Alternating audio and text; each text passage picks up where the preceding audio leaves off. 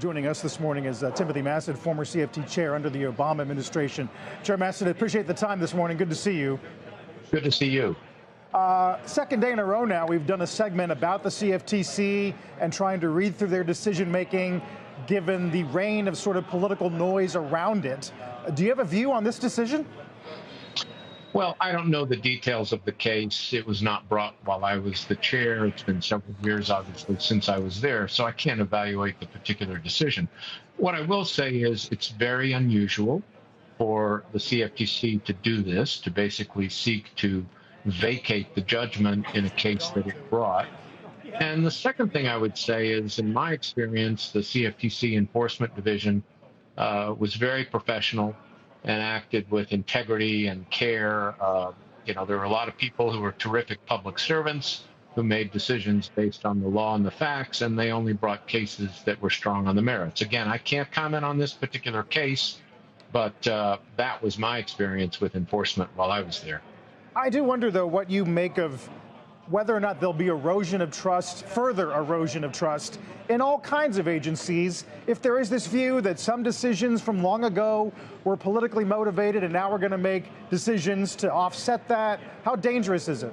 I think that's very dangerous. I think we need nonpartisan financial regulators. And I am very concerned about the current climate in that regard.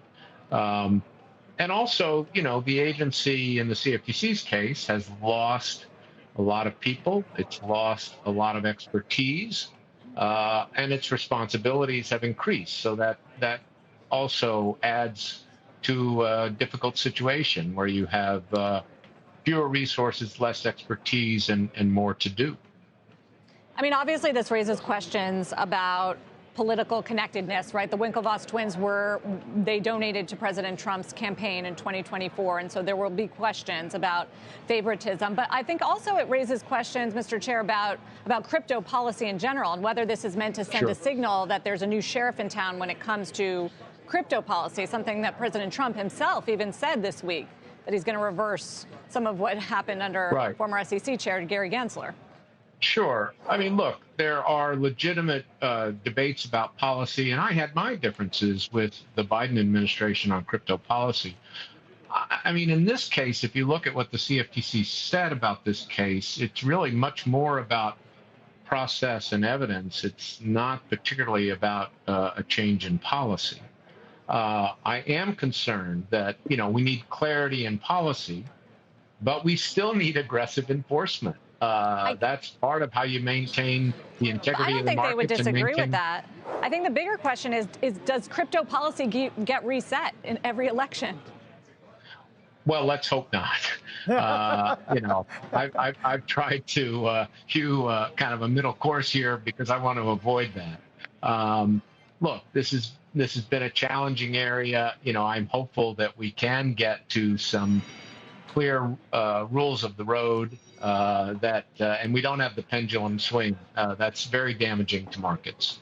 Yeah, I think the wave of regulation does go in cycles, but this does seem to be maybe a little bit more extreme than prior.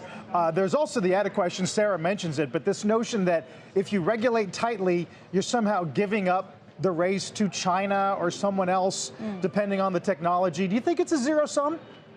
No, and certainly in the crypto area, I don't think we have that problem.